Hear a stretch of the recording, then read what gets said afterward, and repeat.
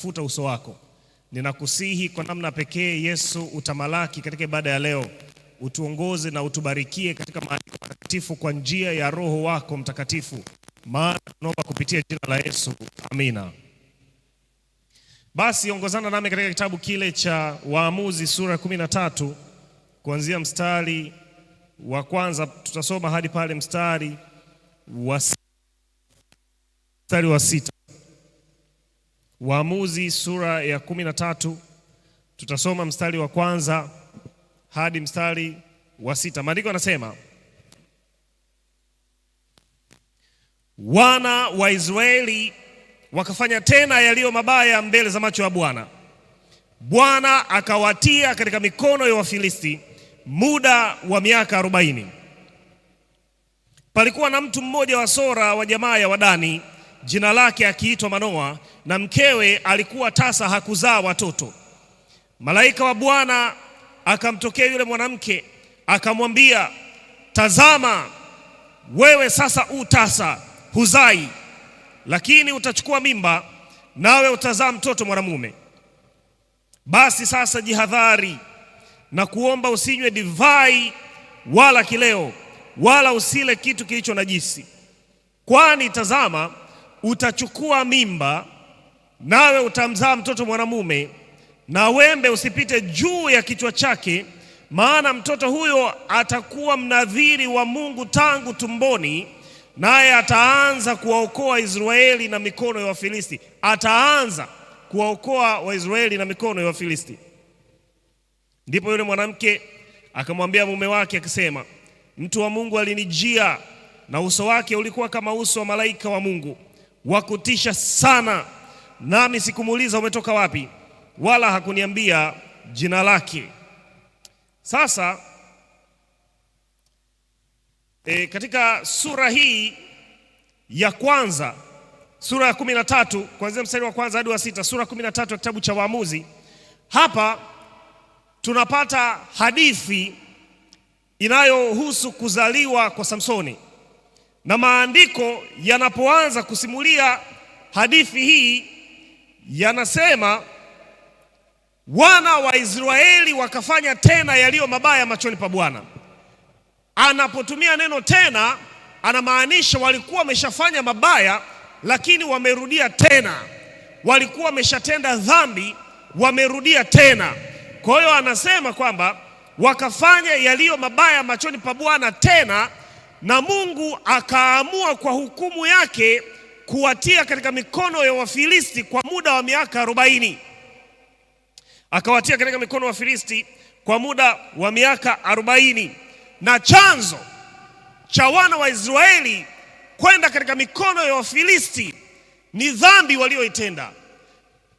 Chanzo cha adhabu hii, sababu ya adhabu hii ni kwa sababu wana wa Israeli, maandiko yanatuambia, wametenda dhambi, na Mungu akawaweka katika mikono ya Wafilisti kwa muda wa miaka 40. Na ndio unatazama kwamba kama dhambi isingalikuwa imetendwa, wasingalikuwa wamewekwa katika mikono ya Wafilisti kwa muda wa miaka 40. Na kama wasingalikuwa wamewekwa katika mikono ya Wafilisti kwa muda wa miaka 40 kwa sababu ya dhambi, pasingekuwa na haja ya mkombozi. Sasa haja ya mkombozi inakuwepo kwa sababu wapo katika utumwa, na wapo katika utumwa kwa sababu ya dhambi. Basi wakati ule Israeli wakiwa katika mateso haya, Israeli wakiwa katika mateso makubwa ya Wafilisti, maandiko yanatueleza anazaliwa Samsoni. Sasa Samsoni anazaliwa katika kabila ya Wadani. Kabila ya Dani. Kabila ya Dani ni kwanza, neno lenyewe Dani lina maana ya muamuzi au hukumu. Ukisoma katika kitabu cha Mwanzo sura 30 mstari wa 6, anazaliwa Dani na maana yake inatolewa kwamba ni hukumu. Ukienda tena katika Mwanzo 49:16 hadi 22, pale Yakobo anapotabiri kuhusiana na uzao wake, kuhusiana na watoto wake, inaelezwa kwamba Dani atakuwa mtoa hukumu, Dani atakuwa mwamuzi. Na hata mipaka ya kabila la Dani ilikuwa mipaka ambayo ilikuwa inapakana na nchi ya Wafilisti, ilikuwa inapakana na kabila au taifa la Wafilisti. Kwa hiyo Dani, kama jina lake lilivyo na urithi wa kabila yake ulivyo, ilikuwa ni nchi inayopakana na Wafilisti, na hivyo walifaa kuwa waamuzi. Wazazi wake wanaelezwa hapa katika kuanzia fungu la 2 pale, wanaelezwa hapo kwamba walisubiria sasa mtoto kwa muda mrefu, walisubiria baraka hii kwa muda mrefu. Mungu alikuwa amewasubirisha kwa muda mrefu, na alikuwa amewasubirisha kama vile mama za Isaka au Yohana Mbatizaji au Samueli walikuwa wamesubiria kwa muda mrefu baraka hii. Wamekaa kwa muda mrefu, na malaika anapokuja anamueleza yule mwanamke kwamba tazama, wewe utasa. Na hapa mimi nimejifunza kitu kubwa. Nimegundua kwamba baraka iliyosubiriwa kwa muda mrefu mara nyingi huwa inathibitisha kwamba ilifaa kusubiriwa. Baraka iliyosubiriwa kwa muda mrefu mara nyingi huwa inathibitisha kwamba ilifaa kusubiriwa, ili wengine watiwe moyo. Anakuwa ni mtu alisubiria baraka kwa muda mrefu, alisubiria kazi kwa muda mrefu, alisubiria ndoa kwa muda mrefu, alisubiria kubarikiwa kwa muda mrefu. Na mara zote baraka ile inapokuja kutimia, huwa inathibitisha tu kwamba hiyo baraka ilifaa kusubiriwa, kwa sababu inakuwa ni baraka ambayo inakuja ikiwa na uthibitisho wa kile ambacho Mungu alikuwa amekipanga, Mungu alichokuwa amekikusudia. Tazama, Samueli alipozaliwa, hakuzaliwa tu mtoto wa kawaida, bali alizaliwa nabii na mwamuzi katika Israeli. Yohana Mbatizaji alipokuja kuzaliwa, alizaliwa akiwa mtu aliyemtangulia Bwana katika njia yake. Wote waliozaliwa kwa namna hiyo walizaliwa wakiwa na baraka, na baraka hiyo ilithibitisha kwamba hata kama wazazi wao walisubiri kwa muda mrefu, baraka ile ilifaa kusubiriwa. Na hiyo inatokea sasa ili wengine wote waamini katika neno la Bwana, ili wengine wote waamini katika uwezo wa Bwana, ili wengine wote waamini katika ahadi za Bwana, watiwe moyo kusubiri kwamba inafaa kumsubiri Bwana. Bwana Yesu asifiwe. Inafaa kumsubiri Bwana. Kwa hiyo ni kweli inawezekana umesubiria kwa muda mrefu, ni kweli inawezekana umengojea kwa muda mrefu, ni kweli inawezekana unaona wengine wanabarikiwa na ya kwako bado haijafika, unaona wengine wanafanya mambo makubwa na wewe bado haijafika. Asubuhi hii ya leo ninakutia moyo kwamba mngojee Bwana, maana baraka ya Bwana haina majuto. Mngojee Bwana, baraka ya Bwana huwa haijutiwi. Baraka ya Bwana ni baraka ya ukweli na haina majuto. Haleluya. Wakati ule malaika akamtokea yule mwanamke. Malaika anamtokea, anamwambia maneno ambayo nimejifunza kitu kikubwa sana. Anamwambia hivi katika mstari wa 3, anamwambia tazama, wewe utasa. Malaika wa Bwana anamwambia mwanamke, tazama, wewe utasa, hauzai, wewe utasa. Alafu anampatia taarifa, anampatia ujumbe, anamwambia utachukua mimba na kuzaa mtoto mwanamume. Jambo hilo linajirudia mara mbili. Malaika wa Bwana analitaja lile jambo mara mbili. Katika fungu la 3 anasema utachukua mimba nawe utamzaa mtoto mwanamume. Anatoa maelezo kidogo katika fungu la 4. Katika fungu la 5 anarudia tena, anasema kwani tazama, utachukua mimba nawe utazaa mtoto mwanamume. Jambo la kwanza nimejifunza hapa, nimegundua hivi. Kwanza habari ile imeletwa na malaika wa Bwana mwenyewe. Habari ile imeletwa na malaika wa Bwana mwenyewe. Halafu huyu malaika wa Bwana anafahamu yule mwanamke anachokipitia. Angalia, anamwambia wewe hauzai, tazama wewe hauzai. Yaani anafahamu shida ya huyu mwanamke, anafahamu tatizo la huyu mama, anafahamu changamoto ya hii familia. Malaika amekuja na anazungumza akiwa anajua changamoto iliyopo. Yaani mimi nimejifunza kwamba it is not a surprise to God that you are passing through a difficult situation. Yani, it is not a surprise to God kwamba you are having issues and questions and dilemma. It is not a surprise to him. It is not a surprise to God that you are having no money, that you are having no job. It is not a surprise to God that you are going through troubles in your life. It is not a surprise to the Almighty God. Mungu anajua, hashangazwi kwamba unaishi katika ndoa chungu. Mungu hashangai kwamba mume wako ni mbaya. Mungu hashangazwi na hayo. Mungu hashangazwi na mke wako jinsi alivyo. Mungu hashangazwi na mahusiano unayoyapitia. Mungu hashangazwi kwamba hauna pesa wala hauna ada. Mungu hashangazwi na yale unayoyapitia. Mungu hashangai. Mungu anafahamu. Mungu anajua kwamba una shida katika moyo wako, umeumizwa. Mungu anajua una shida katika maisha yako, anafahamu. Anamwambia yule mwanamke, tazama wewe utasa, kuna huzuni katika familia, wanahitaji mtoto. Lakini malaika anapokuja anasema, tazama wewe utasa, kumaanisha anajua shida ya hii familia. Asubuhi ya leo nakutangazieni, Mungu anajua shida ya kila mmoja aliyehudhuria mahali hapa. Hata wale mnaofuatilia online, Mungu anajua shida yako, anajua matatizo yako, anajua changamoto yako, anajua vile unavyoteseka, anajua vile unavyohangaika, anajua vile ambavyo una uchungu katika moyo wako, anajua vile ambavyo maisha yako yamepoteza radha, anajua vile ambavyo unahangaika na mawazo hapa na pale, anajua jinsi ambavyo maisha yako yameingia shimoni, anajua. Bwana Yesu asifiwe. God knows. It is not a surprise to him. God knows everything and he knows the end from the beginning. Anajua hata mwisho wa maisha yako, kwa sababu you are chosen for a purpose. Ulikuwa umechaguliwa kwa kusudi. Hallelujah.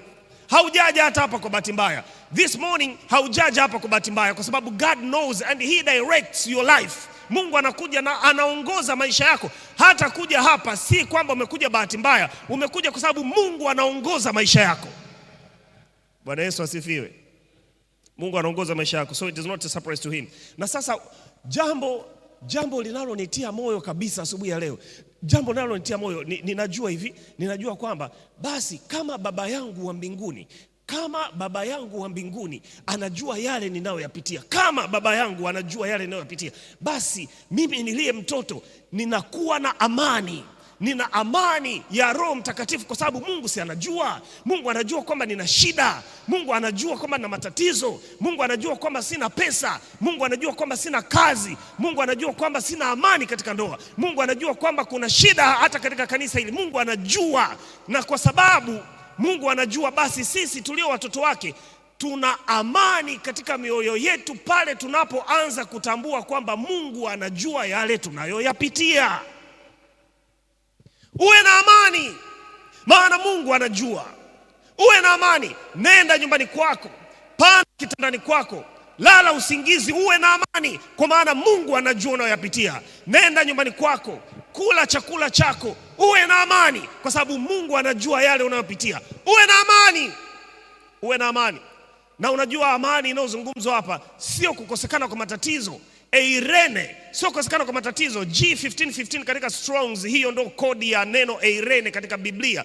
Ukiipata hiyo utagundua amani sio kukosekana kwa matatizo, amani sio kukosekana kwa shida, amani sio kukosekana kwa wasiwasi, bali ni kuwa na amani katika akili yako. Peace of mind even in the midst of troubles. Bwana Yesu asifiwe. Peace of mind. Peace of mind. Kwa hiyo tuna amani asubuhi ya leo kwa sababu tunajua Mungu anajua yale tunayoyapitia, na haimshangazi. Mimi leo nimekusudia kuondoka hapa nikiwa na amani kwa sababu Mungu anajua yale ninayoyapitia. Haleluya. Malaika anarudia ile ahadi, anamwambia utazaa mtoto mwanamume, katika fungu la 4 na katika fungu la 6.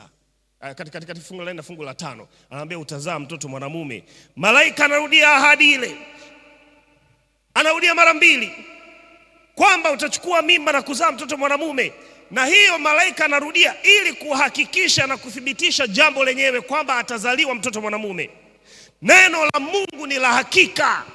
Malaika anatoa ujumbe kwamba atazaliwa mtoto mwanamume katika nyumba yenu, na anasema hivyo mara mbili ili kulithibitisha jambo lenyewe kwamba ni jambo la hakika. Alafu analeta sasa kazi, analeta kusudi. Malaika anaeleza na kusudi la kuzaliwa yule mtoto. Anasemaje?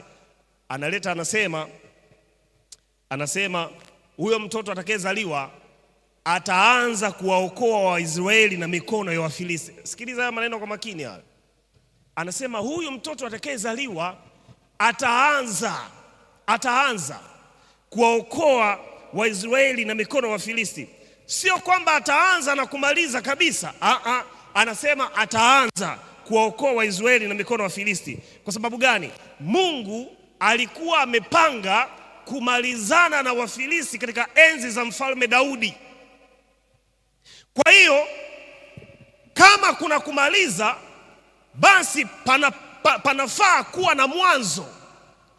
Kama kuna mwisho, lazima kuwe na mwanzo. Sasa Mungu alikuwa ameshapanga kumalizana kabisa na Wafilisti katika enzi za mfalme Daudi. Lakini kama Daudi atamaliza, basi panapaswa kuwa na mwanzilishi, panapaswa kuwa na mwanzo. Na hapa Mungu alikuwa amepanga mwanzo uwe kwa Samsoni. Na mimi nikajifunza kabisa kwamba kumbe hauwezi kumaliza kazi ya Mungu peke yako hata kama ungekuwa na nguvu kama za Samsoni. Hauwezi kumaliza kazi ya Mungu peke yako hata kama ungekuwa na nguvu kama za Samsoni. Lazima uanze ufanye kwa sehemu yako, wako wengine watakao kuja kumaliza, kwa sababu Mungu ana watumishi wengi. Ndio maana hata wale walio katika uongozi wa kanisa, fanya kwa sehemu, ondoka, wako wengine watakao kuja kumaliza. Usikae unang'ang'ania madaraka, usikae unang'ang'ania nafasi, usikae unang'ang'ania kwamba unataka uanze na kumaliza, kwa sababu hata kama ungekuwa na nguvu kama za Samsoni, bado hauwezi kumaliza peke yako. Kazi ya Mungu ni kubwa mno. Fanya kwa sehemu yako, ondoka, acha wengine watakuja kumaliza. Daudi ndiye aliyekuja kumalizana kabisa na Wafilisti. Lakini leo katika makanisa mengi, leo katika organization nyingi, na wakati mwingine hata katika serikali, katika vyama, katika mikutano, katika organization, mashirika sio kuwa ya umma, katika organization mbalimbali hata za kibinafsi, watu wanakaa wanang'ang'ania madarakani, wanang'ang'ania kumaliza kazi. Nataka niwahakikishie jamani, hata kama ungekuwa na nguvu kama za Samsoni, hauwezi kuimaliza kazi peke yako. Unahitaji watu wengine watakao kuja mbele kuimaliza hiyo kazi. Bwana Yesu asifiwe. Na unajua, to make it worse ni kwamba baada ya muda sisi wanadamu tunakufa kwa sababu ya dhambi. Kwa hiyo lazima uweke mpango wa kurithisha watu wengine.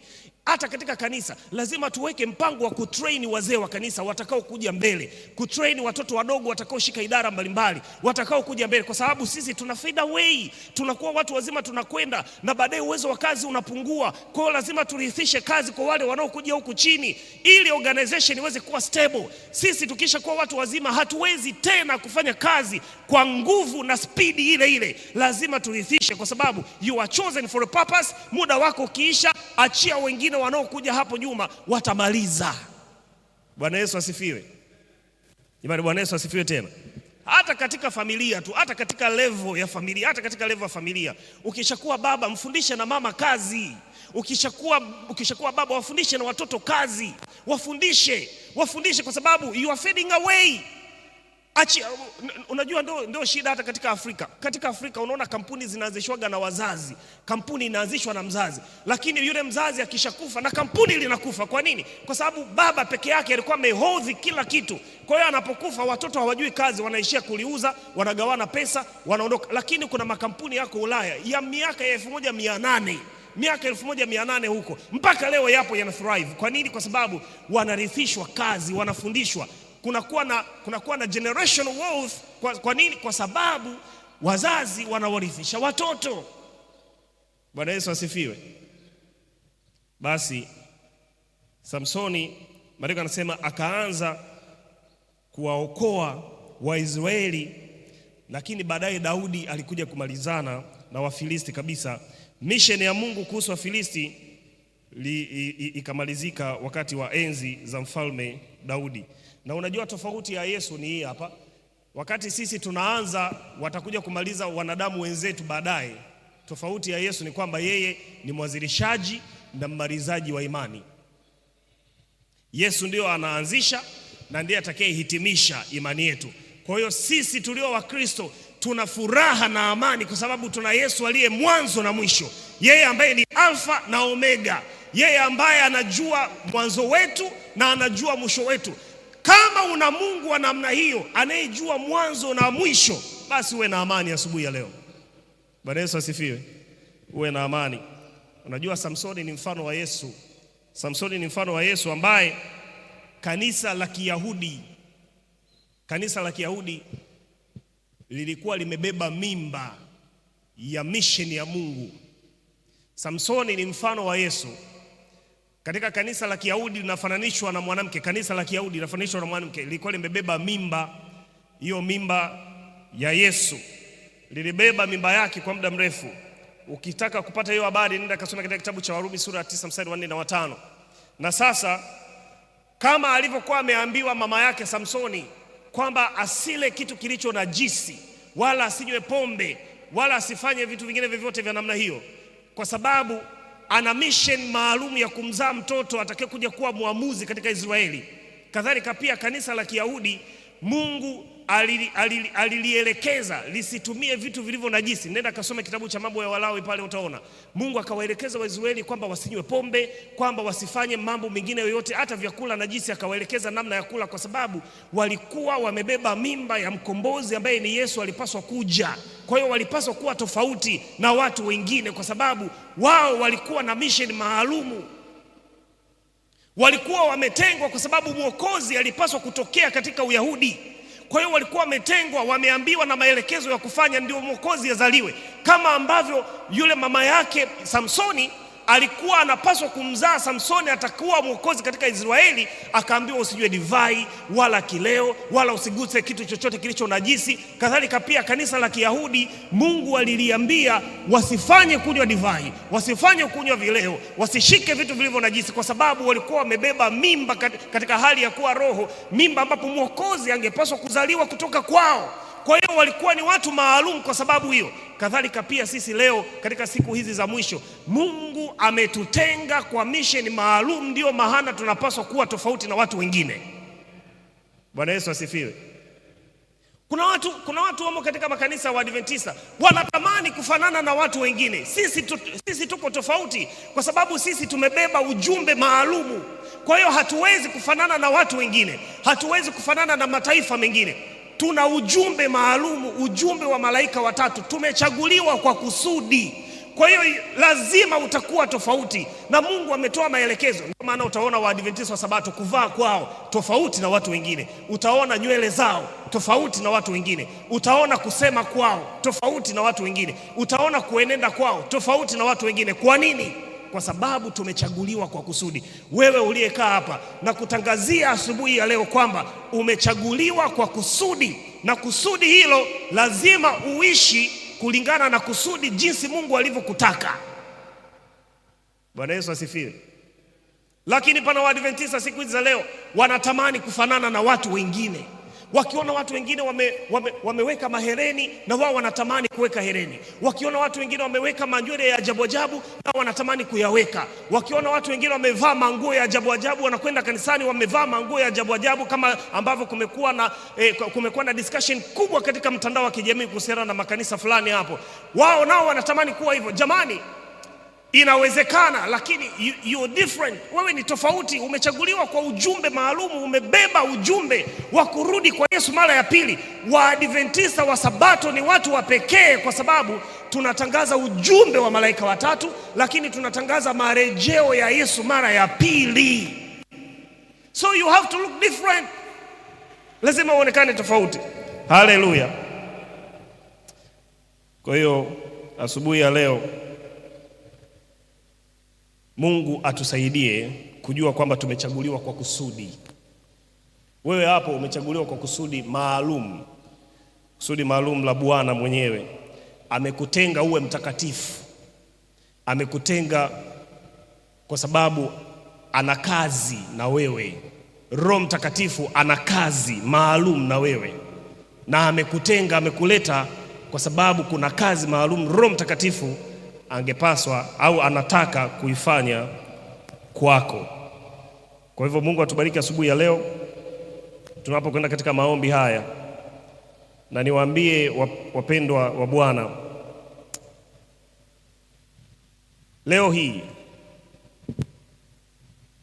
kwa sababu Mungu ametutenga, tunahitaji kuwekwa wakfu. Maandiko yanasema katika vitabu vya Paulo, anasema mkatengwe nao, msifungamane nao, wala msiguse kitu chochote kilicho kichafu, nami nitawakaribisha nyumbani kwangu. Kwa hivi ninaita wale wote wanaosema, Bwana, nimejua kwamba umenichagua na umenichagua kwa kusudi maalum, na kwa sababu hiyo ninakusihi Bwana unitakase. Tembea tu hapa mbele mpendwa, sogea tu hapa tunapokwenda kufanya maombi asubuhi ya leo. Unasema, mimi nimetambua kwamba nimeitwa kwa kusudi maalum. Tusimame. Bwana, ninakusihi unitakase. Ninaomba unitakase katika asubuhi ya leo. Roho Mtakatifu afanye kazi katika maisha yangu. Lakini mtu mwingine anasema, kumbe Mungu anajua yale ninayoyapitia. Basi naomba Mungu anisaidie kuwa na amani katika maisha yangu, maana leo nimejua kwamba Mungu anajua yale ninayoyapitia. Tembea hapa mbele. Una shida yoyote katika moyo wako na imekuwa inakusumbua, lakini unasema, Mungu nisaidie niwe na amani katika maisha yangu asubuhi ya leo. Tembea hapa mbele, tuombe amani kwa ajili ya wale watu wote ambao wanasema namna hiyo. Tembea tu hapa mbele. Tunakwenda kuomba kwa namna pekee kabisa kwa ajili ya amani ya moyo asubuhi ya leo. Tunapokwenda katika kazi, tuondoke hapa tukiwa na amani, maana tumechaguliwa kwa kusudi maalum. Tuondoke hapa tukiwa na amani kwa sababu Mungu anajua yale tunayoyapitia. Ukiondoka hapa usiwe tena na mashaka, bali moyo wako ufurahi, maana Mungu aliye baba yako anajua unayoyapitia. Mungu atubariki sana. Basi Elda Nyando, karibu hapa juu. Elda Nyando atakwenda kuomba kwa ajili ya amani ya moyo, na mimi nitaomba maombi ya jumla na kutamka baraka. Asante. Tunaweza kupiga magoti, tuende kwenye magoti yetu. Mlango uko wema, mlango wazi huo, Yesu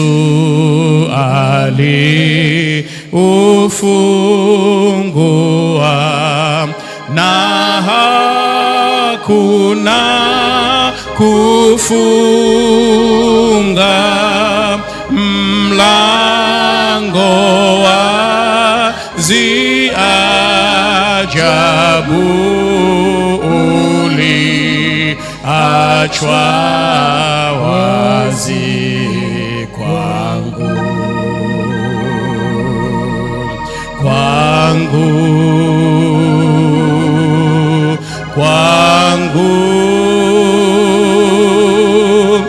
wazi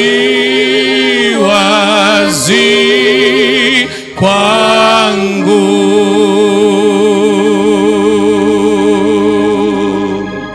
Mfalme wa amani, asante kwa sababu ya neno lako. Umemtumia mtumishi wako kwa namna ya pekee sana asubuhi ya leo.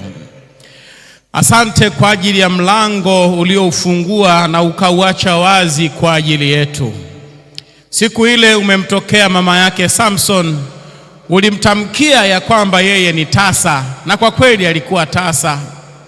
Asubuhi ya leo Bwana, tumekuja katika ibada hii tukiwa na utasa wa aina mbalimbali, utasa ambao wewe Mungu unaujua. Wazee wa kanisa wameweka mikono yao juu ya sanduku la maombi ambalo ndani yake kuna utasa wa namna mbalimbali umewekwa.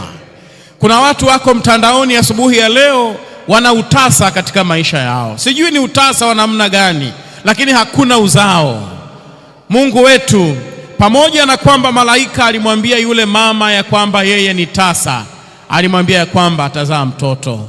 Asubuhi ya leo katika hali zetu za utasa, Bwana, tunaomba ile sauti ya kwamba tutazaa mtoto isikike kwa kila anayeshiriki ibada hii asubuhi ya leo. Tumeacha vitanda vyetu, tumekuja katika nyumba yako asubuhi tukiutafuta uso wako.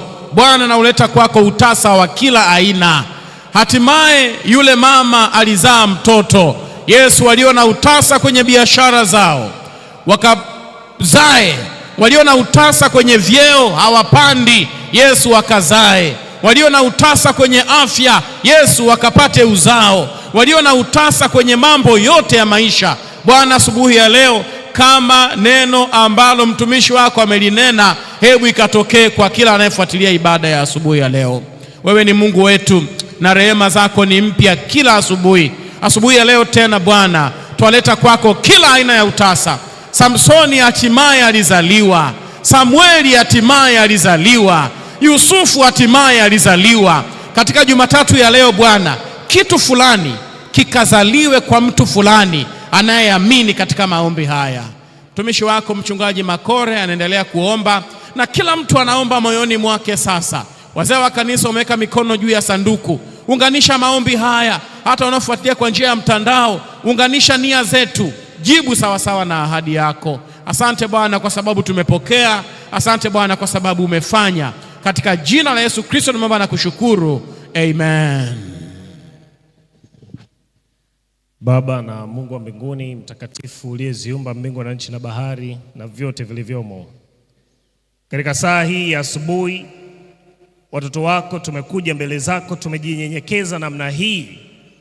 Yesu, tunakusihi kwa namna ya pekee, tangaza msamaha wa dhambi kwa watoto wako.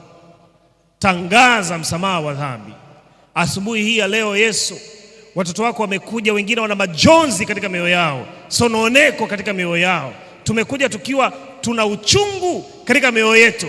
Ninakusihi asubuhi ya leo Bwana, tupatie hakikisho la amani ya Roho Mtakatifu, kwa sababu tumetambua kwamba wewe unafahamu yote tunayoyapitia.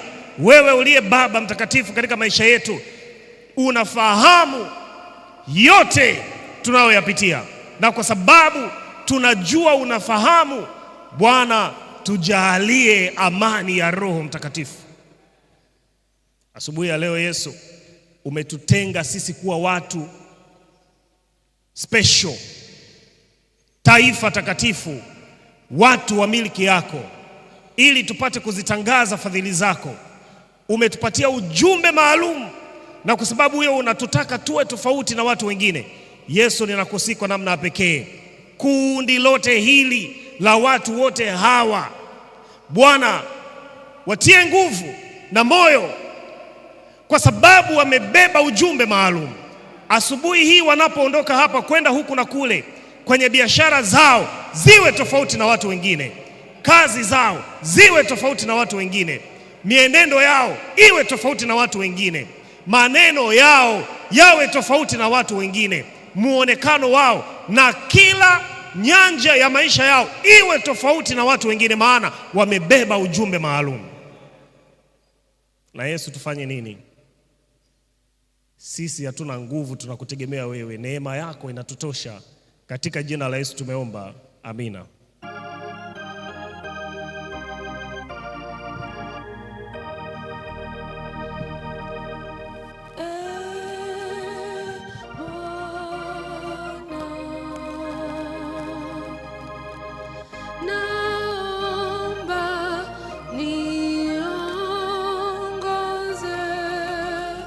Jesus.